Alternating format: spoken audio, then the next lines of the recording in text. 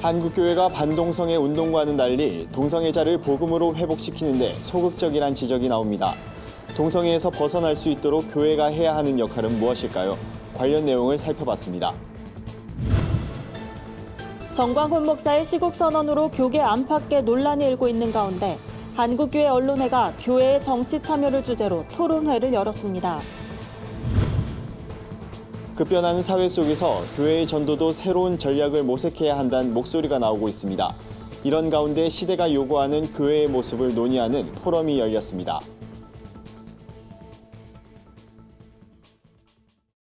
안녕하십니까. 구TV 뉴스입니다.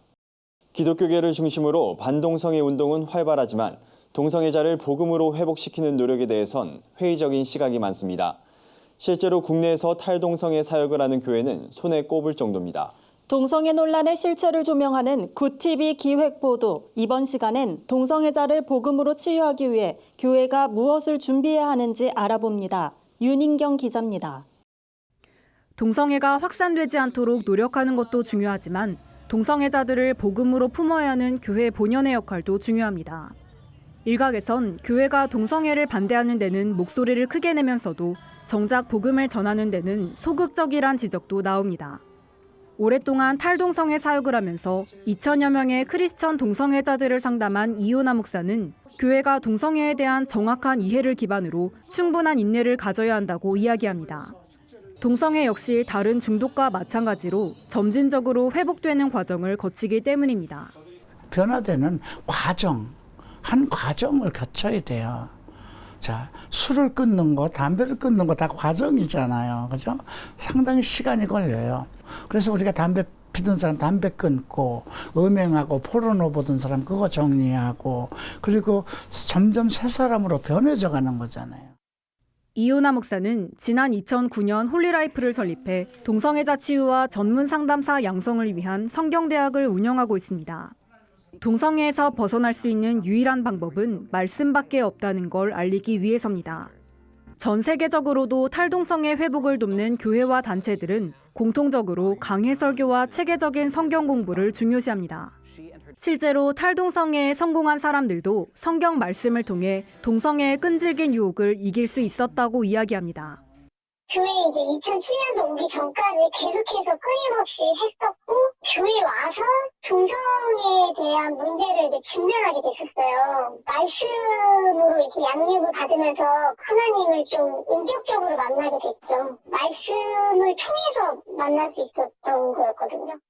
오직 성경의 말씀만이, 그리고 그리스도의 사랑이, 그리고 하나님께 기도하는 그 간구함만이 사람을 변화시킬 수 있다고 저는 확신합니다.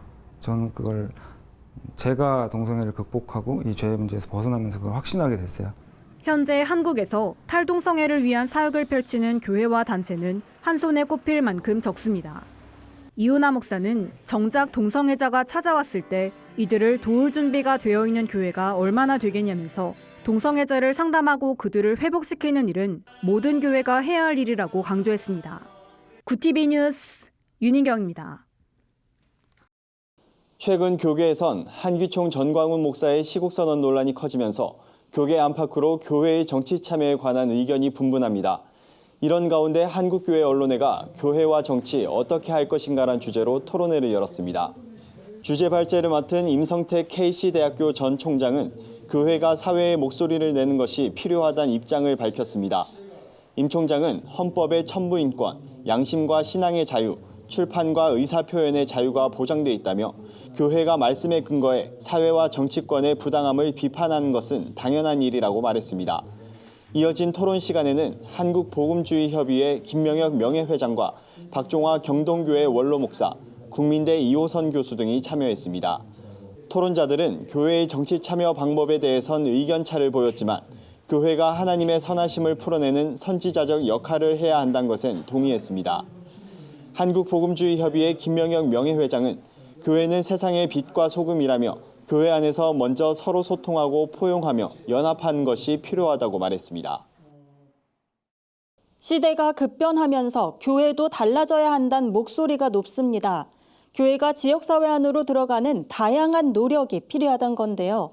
시대가 요구하는 교회의 모습을 함께 고민해보는 자리가 마련됐습니다.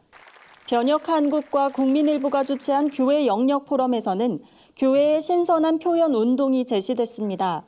이 운동은 길거리 전도처럼 전통적인 전도 방식에서 벗어나 전도 대상의 필요를 채우는 방식으로 복음을 전한다는 의미를 담고 있습니다.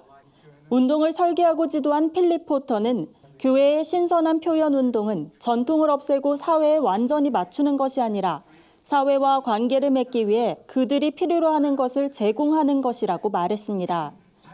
실제로 영국에는 성공한 2,000여 개의 새로운 교회 모델이 존재합니다. 10대들에게 따뜻한 초콜릿 컵을 나눠주다 형성된 모임이 함께 예배하는 공동체가 됐으며 보드게임 모임이 성경 공부 공동체가 됐습니다.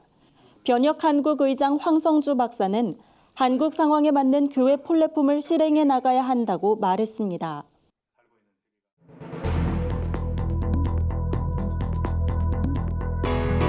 세계 곳곳의 주요 소식을 살펴보는 시간입니다. 남미 지역 칠레와 아르헨티나에서 달이 태양의 전부를 가리는 개기일식 장관이 펼쳐졌습니다. 수만 명의 시민과 관광객, 과학자들이 보기 드문 천문 현상을 보려고 개기일식이 진행되는 경로마다 운집했습니다. 특히 인구 20만 명의 작은 태평양 도시 라세레나에는 30만 명이 넘는 방문객들이 몰려들어 장사진을 이뤘습니다. 이번 개기일식은 약 2분 30초간 진행됐으며 일부 지역에서만 관측이 가능해 많은 사람들이 아쉬움을 나타냈습니다. 개기일식 경로에서 벗어난 칠레와 아르헨티나 일부 지역, 페루, 우루과이, 브라질 등지에선 부분일식이 관측됐습니다. 우리가 흔히 말하는 심해어 출현이 대지진의 전조란 속설은 근거 없는 미신이란 연구 결과가 나왔습니다. 일본 도카이 대학과 시즈오카 현립대학 연구팀은 2011년 동일본 대지진 때까지 발생한 221차례의 큰 규모 지진을 분석한 결과 이 같은 결론에 도달했다고 밝혔습니다. 연구팀 오리아라 요시아키 도카이대 특임 교수는 옛부터 전해온 속설은 재난 방지에 도움이 되는 정보가 아니었다고 말했습니다. 연구 결과 심해어 출현 30일 이내에 반경 100km에서 지진이 발생한 것은 지난 2007년 이가타현 주에스 앞바다 지진 단 한 차례뿐인 것으로 밝혀졌습니다. 중국 당국이 신장 위구르 자치구를 방문하는 사람들의 휴대전화에 불법 감시 앱을 설치하고 개인정보를 빼낸다는 의혹이 제기됐습니다. 이 지역은 1,100만 명의 위구르족 이슬람 교도가 거주하는 지역으로 당국의 오랜 탄압을 받아왔습니다. 중국 당국은 인근 키르기스스탄에서 신장 자치구로 넘어갈 때 국경에서 휴대전화 제출을 요구하는 것으로 알려졌습니다. 이때 감시 앱을 은밀히 설치하고 개인정보와 이메일, 메시지 등의 정보도 추출하고 있다는 주장이 제기됩니다. 이에 대해 중국은 이 지역의 안전을 개선하기 위해 첨단 감시 기술을 활용하고 있다고 해명하고 있습니다. 당국에 따르면 신장 자치구를 방문하는 인원은 연간 1억 명에 달합니다. 독일 당국이 혐오 게시물을 차단하는 법을 위반한 혐의로 페이스북에 200만 유로, 약 26억 3천만 원의 벌금을 부과했다고 로이터 통신이 보도했습니다. 독일은 지난해부터 소셜미디어 사업자를 상대로 혐오, 가짜 게시물을 차단하고 이에 대한 내용을 당국에 보고하도록 한 소셜 네트워크 내 법 집행 개선법을 시행 중입니다. 법무부는 페이스북이 불법성이 있다고 신고된 콘텐츠에 대해 당국에 제대로 보고하지 않았다는 이유로 벌금을 부과했습니다. 하지만 페이스북 측은 많은 비판자들이 지적했듯이 해당 법은 명확성이 부족하다며 우리는 징후 발언을 신속하고 효과적으로 제거하길 원하고 이를 위해 노력하고 있다고 해명했습니다. 서아프리카 나이지리아에서 유조차 폭발로 최소 45명이 숨지는 사고가 발생했습니다. 나이지리아 당국에 따르면 중부 베누에주의 한 도로에서 기름을 실은 트럭이 전복됐고 흘러나온 기름을 담으려고 지역 주민들이 트럭으로 몰렸을 때 폭발이 일어났습니다. 베누에주 관리는 시신 45구를 수습했고 다른 101명이 화상을 입었다고 밝혔습니다. 아프리카의 주요 산유국인 나이지리아에선 유조차와 송유관 폭발 사고가 자주 발생하고 있습니다. 지난 2012년엔 남부 리버스주에서 전복된 유조차의 화재로 최소 104명이 숨지고 50여 명이 크고 작은 화상을 입기도 했습니다. 오늘의 사회 이슈를 조유현 기자가 종합해드립니다. 오늘의 이슈 포커스입니다.